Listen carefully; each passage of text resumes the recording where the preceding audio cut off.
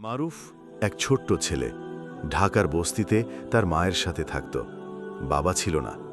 মায়ের রোগা শরীর, তাও সেলাইয়ের কাজ করে সংসার চালাত।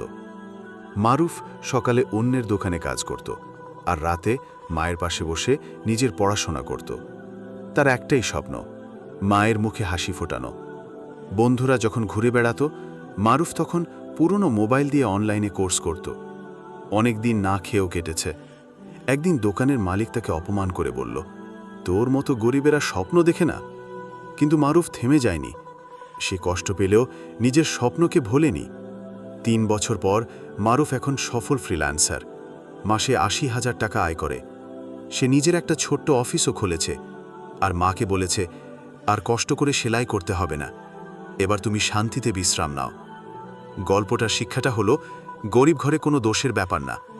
আসল ব্যাপার হলো স্বপ্ন দেখা আর সেটা পূরণ করার জন্য চেষ্টা করা। যতই বাধাই আসুক, হাল ছেড়ে দিলে চলবে না। জিততে হলে শেষ পর্যন্ত টিকে থাকতে হবে।